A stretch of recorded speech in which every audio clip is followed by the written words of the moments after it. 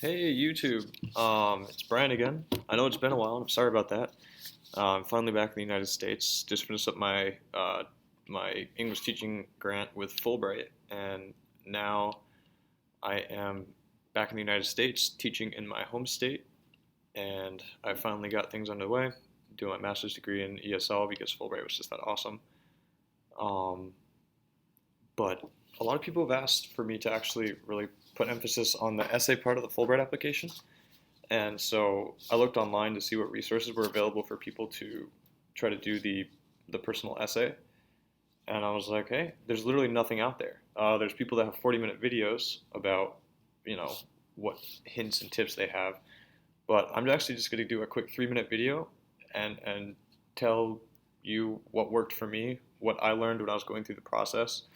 I spent about a month writing my personal essay. I had it read by about 4 different professors at my university. Uh, I consider myself an average writer. Definitely getting that input from other people really helped me perfect the essay.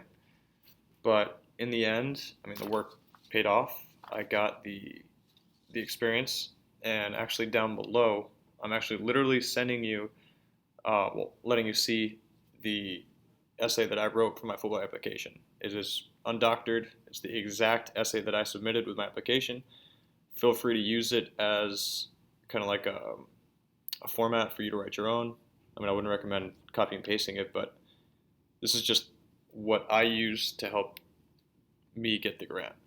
So when I was writing it, I started out with an interesting hook about me, something that helps me stick out from the rest. When I was born, I had eye troubles. So I used those eye troubles to kind of connect how, I wanted to be a baseball player, but then my eyesight went bad.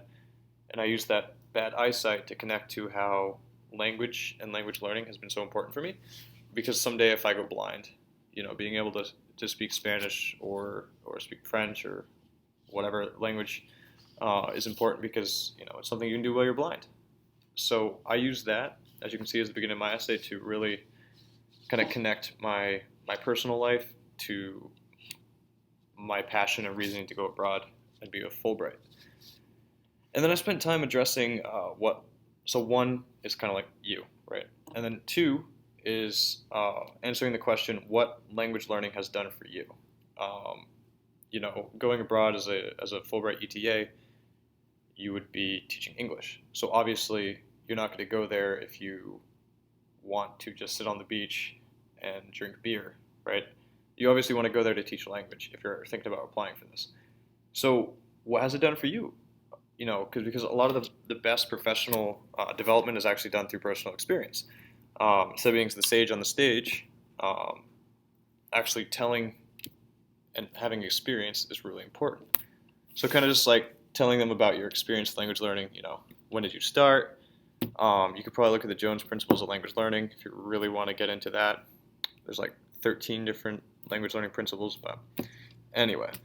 So again, one, so like interesting about you. Two, what language learning has done for you, and three, um, what experience makes you best fit for the job. Remember, you're going to be competing with people from Harvard, from MIT, from all these big name universities that have a lot of money, have a lot of funding, have a lot of fame, a lot of prestige. But don't let that get in the way. You're a person, you're human. Every single person has their own experience, so your experience is just as good as someone else's. I got a Fulbright grant from a state college. In the scheme of thing, that isn't the best looking thing on a resume, but they don't care. Uh, it's not where you study, it's what you study. So basically saying, what makes you fit for the job? What kind of experience do you have? And this is when you really want to talk about education. What kind of methodologies do you use? Not just methodologies, but what kind of teaching methodologies do you use? Here you could talk about, total physical response. You could talk about the grammar translation method. You could talk about the communication method. You could even go as far as talking about UBD or the SIOP models for curriculum design. Um, if you don't know what that is, it's SIOP, all uppercase, and it's a really well-known curriculum design for ESL or ELL learners. So, I mean, here is where you talk about your professional and your vocational experience. But again, focus on the language learning and the teaching. Okay. Also some intercultural things, like if you worked in a study abroad office, if you were a resident assistant, if you were in an international club, things like that, really important. And then lastly, you have to make a conclusion. Okay, remember, this is one page. One page, that's all you get to represent yourself, to make yourself look better than the rest. So what do you have to offer? Again, reiterating, so you summarize. What do you have to offer? How will this experience help you grow, right? So I was always wanted to be a language teacher, specifically Spanish. So going to Colombia would help me because, well, it did help me because I was able to teach language and focus more on the methodology than focus on the content. So teaching my own language, English, I didn't have to think about language as much. I just had to go there and think about, all right, I have 20 kids in this class. All right, I need to do this, this, and this. Done. The language, I already knew it. The grammar, I already knew it. So it wasn't an issue. And lastly, in the conclusion, it's important to bring up that word diplomat, to talk about you being a diplomat. So one of the things I recommend is that you sit down and you just make a brainstorm. What does it mean to you to be a diplomat?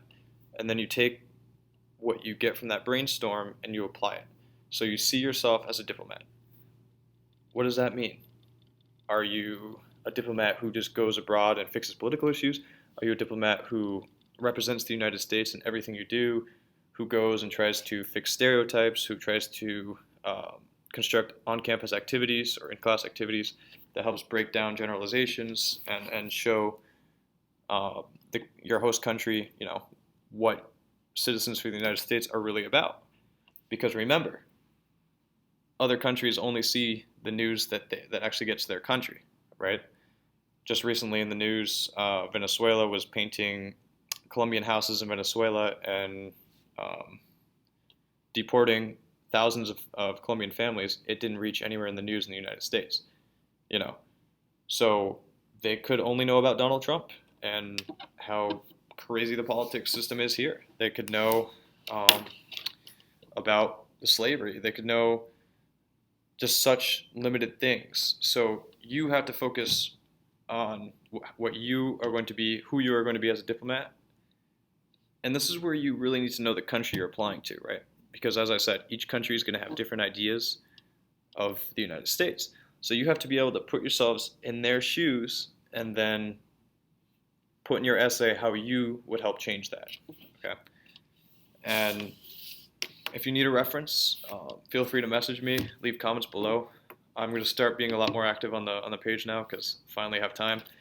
I have a lot more experience now, so I'm really excited. But yeah, feel free to look at the essay that I used. Again, it worked.